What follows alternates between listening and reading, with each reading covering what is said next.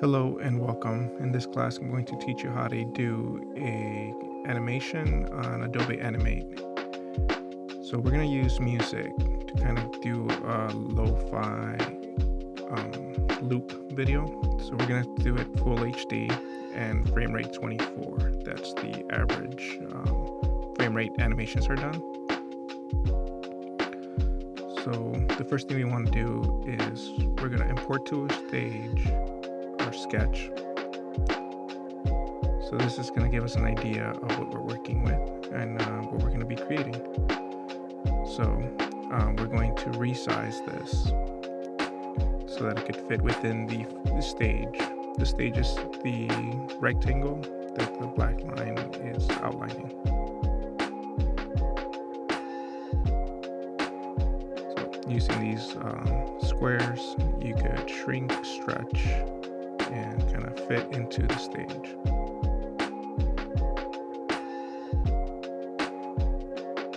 Now I'm going to lock it to make sure that it doesn't move around on us.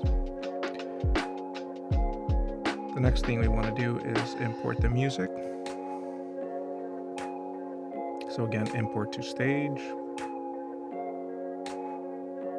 And we're going to be using some lo-fi beats. So as you can see, it's only putting the music in the one frame. So we're going to stretch it out and make sure that the music is placed within all the frames of the animation that we're going to be doing.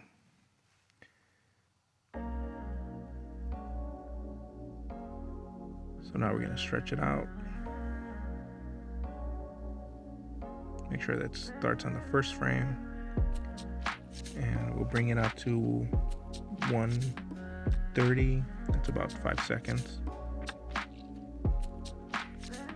And then we want to stretch out our sketch, because as you can see, it's only in the first frame, so we won't be able to see it afterwards. So you click on it and you're going to stretch it out.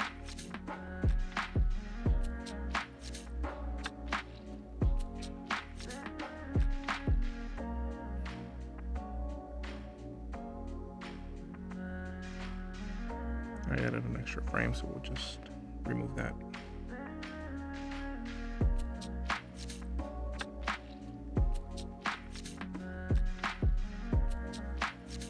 And there, we have 130. So from here, we're going to look at our sketch, and before we do that, let's name our layers, because we're going to add more layers. So we name one music, we name one sketch.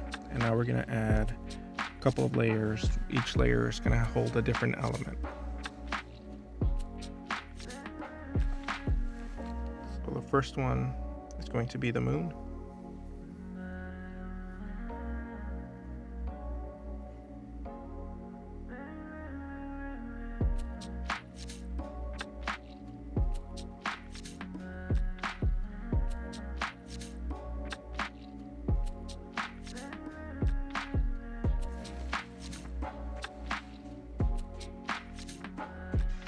We want to insert a keyframe.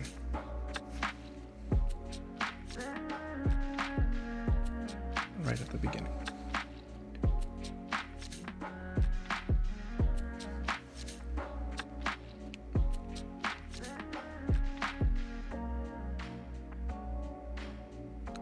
And we're going to be using brush tool to do all our drawings, but we're not going to use the classic brush tool.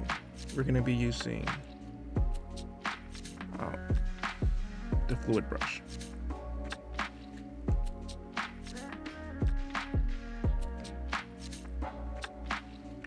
The fluid brush gives you an extra couple of options.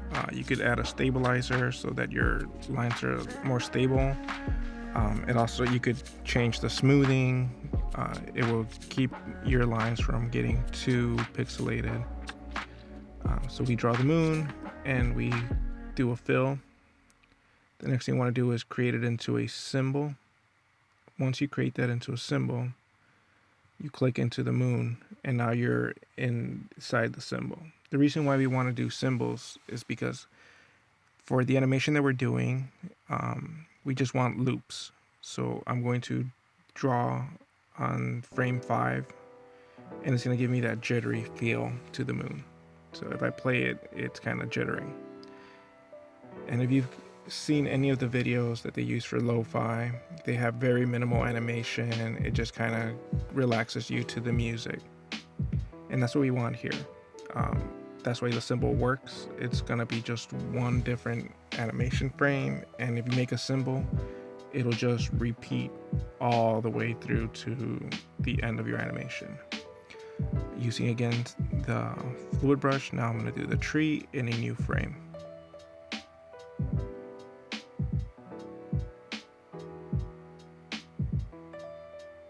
And then using the bucket tool, just fill in, and it'll go really quick. You're just pretty much tracing and coloring.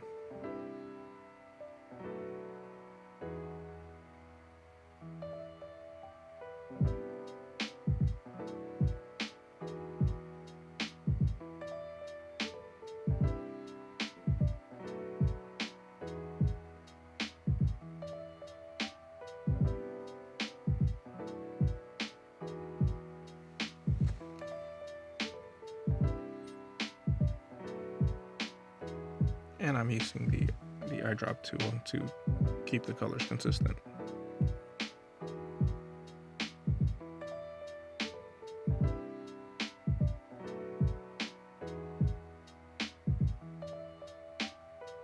I'm not sure why the bucket tool didn't work there, so I'm just gonna undo those lines, and then what I did was just go back in, and now it seemed to work. So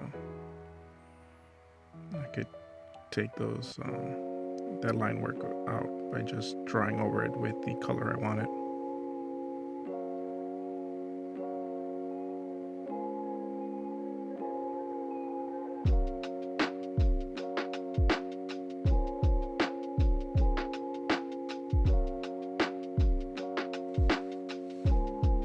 Convert that into a symbol.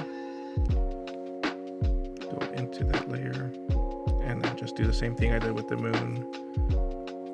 I'm just gonna change some of the leaves, or the lines that I drew in there, and then just put them in a different position.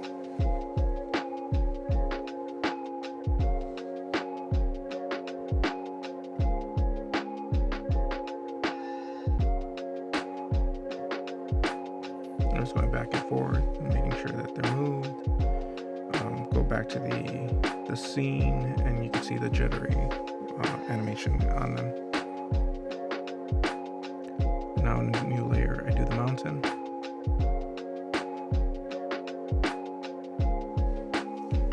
And I hit the eye so that it's hidden now, because I need to be able to see what's behind it, and the mountain won't let me see it. So now I do the sky.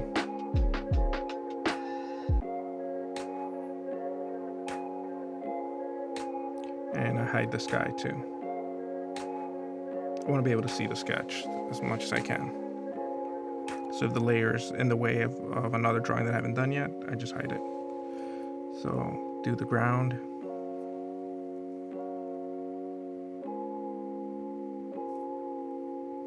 Do some grass.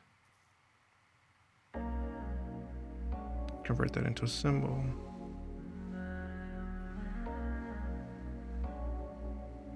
And then change the grass so it adds some motion. I don't like that much, so I'm gonna undo that. And I'm just gonna take off the grass on the second frame, so then you just see the grass for one frame. Align the mountain and the ground so that it's where I want it to be. And then I'll hide those. Now I'll do the tree trunk.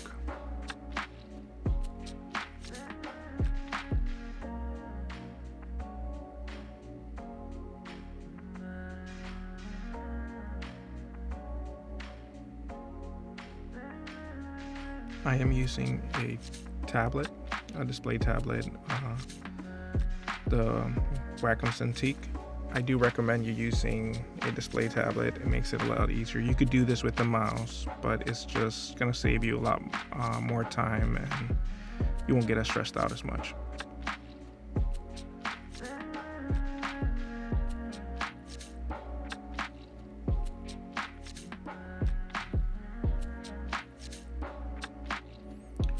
Now that I did the tree trunk, I'm going to do the main character.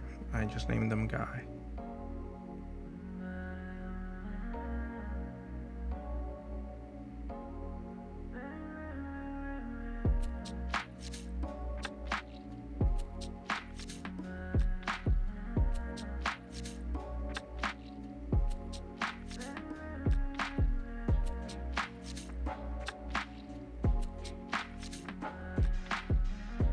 I'm not too sold on this blob guy that I put on the shoulder, but I'll just keep him for now.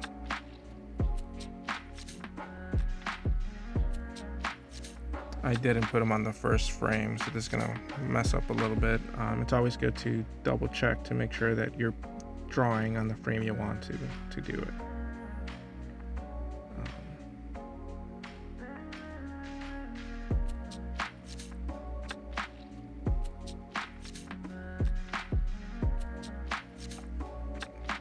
Not sure if this is gonna work out. I might just have to undo what I did and trace them over. Let's see. Yeah, it's not letting me. Okay, not a big problem. This is why it's good to have a sketch. You don't really lose a lot. So I will delete everything I did for Guy, go all the way back, make sure I'm in the first frame, and then just trace him again.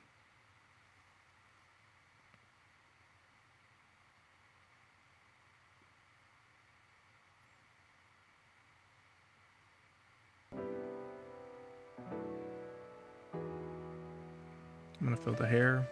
Just keep filling the areas that I want to be filled as I go. Sometimes when you do too much, it doesn't let you go back in and fill.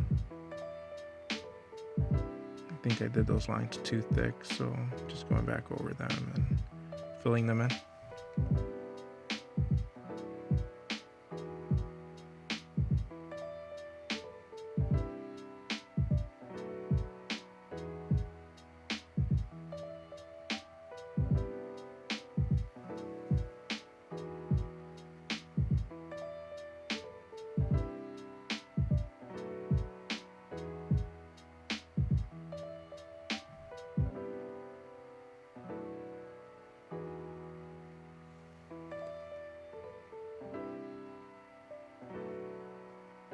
Put a little bit of shine into the eyes.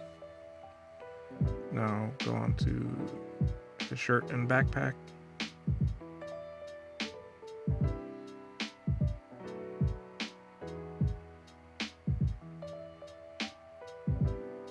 I didn't draw out the blob guy because I'm not really sure I want to keep him like that.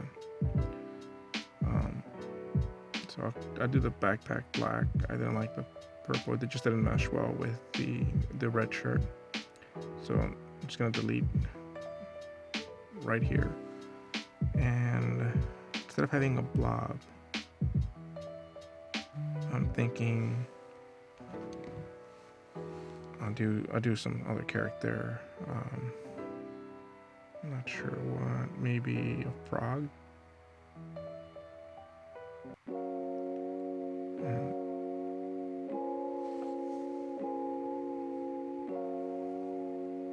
I think it just gives it a little bit more personality.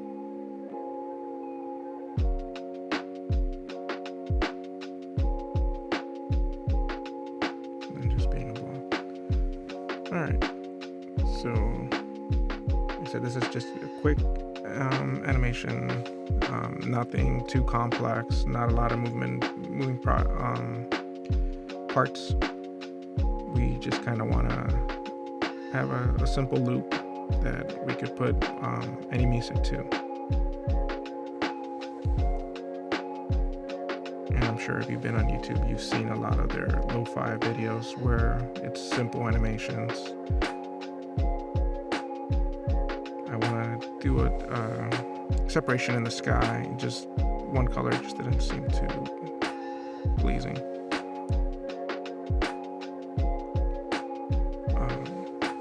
And then the next part is I'm going to do some fireflies. Make sure that the frame's on top.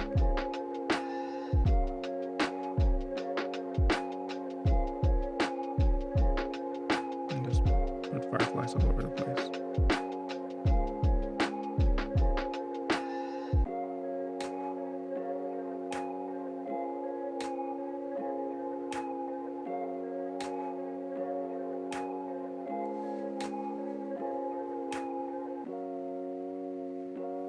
Convert that into a symbol, and then I'm gonna just manually move them so it looks like they're dancing in the sky.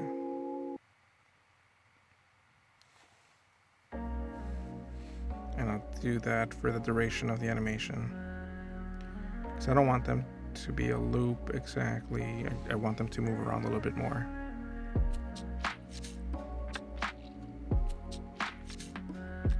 So as you notice, every time I'm moving on the time frame and then I move the fireflies, it creates another keyframe.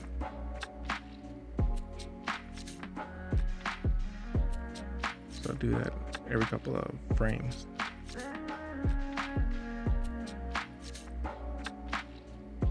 I'll go back to the scene, and now you see the fireflies dancing.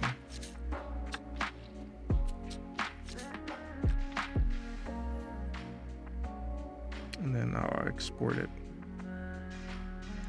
So you want to go to the publish, and you want to export it as an H264, and that's it. You just pick where you want it to go and press export. It'll take a little bit for it to actually show up though. You won't see it until you get this. Now it's letting you know that it's been successfully created. You press OK.